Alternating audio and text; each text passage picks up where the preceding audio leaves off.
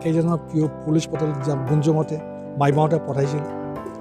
এই গম পাই সম্বোধনে কি কৰিলে, জং জাতি তেতিয়াৰ দিনত বন্দুক বাজুত ইমান নাছিলে, গতিকে দা তৰোৱাল কুঠাৰ এতিয়ালৈকে যুদ্ধ, গতিকে তেনেকৈ মাইবাঁও তেনেকৈ বনাই দিয়া হ'ল।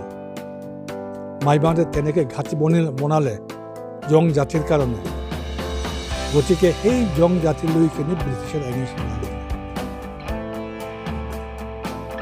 মাইবাং আহি কিনে ব্ৰিটিছে পালে।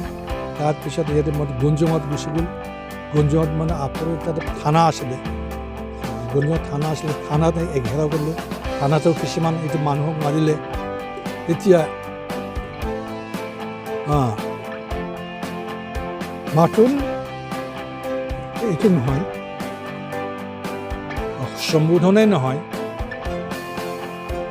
সকলো ৰাইজে সম্বোধনক কি কৰিছিল, ছাপোৰ্ট কৰিছিল। এতিয়া পুলিচ আহিলে কি কয়, পুলিচ আহিলে কি কয়, গান একটা আছে, গানটো কি, আলু মাইলাম বা নিজক খজিবা সিবিয়ারাও ফাইদিম না মায়ের খোলা, মানে মেকুৰীয়ে মানে ধান এইটো কৰিছে, শুকালে তাত নিগনি আহি খাই আছে। তোমালোকে ইয়াৰ পৰা তোমালোকে নিজৰ মায়ে ধানটো উঠাই লোৱা। মানে ব্ৰিটিছ আহিছে, আৰ্মিবিলাক আহিছে, সেই গানটো গাই দিলে চব গম পাই যায়। গম পোৱাৰ লগে লগে কি চব পলাই যায় ৰাতিতে। তেনেকৈ কৰি কৰি মানে একমাহমান যুদ্ধ কৰাৰ পিছতে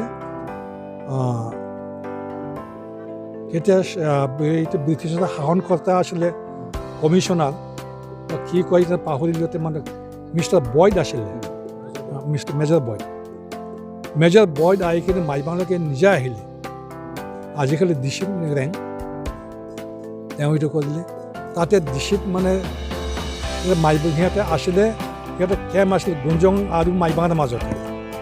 গতিকে যেতিয়া মানে দেখিলে যে মানে মেজৰ বইড আহি গ'ল, মানে পথত খেলি সিহঁতে গৈ কিনে আক্ৰমণ কৰিলে। আক্ৰমণ কৰোঁতে তাত মানে বেয়াকৈ মেজৰ বইড এইটো হ'ল, ঘায়ল হ'ল, ইনজিয়ৰ হৈছে। ইনজিয়ৰ হোৱাৰ পিছত শেষতে আল্টিমেটলি তেওঁ শিলচৰত গৈ কিনে মৃত্যুবৰণ কৰিবলগীয়া। যেতিয়া মৃত্যুবৰণ কৰিবলগীয়া হ'ল, যেনে তেনে যিকোনো উপায়েৰে সেই ডিমাচা সকলক শেষ কৰিব লাগে, নহ'লে নহয়। তাৰপিছত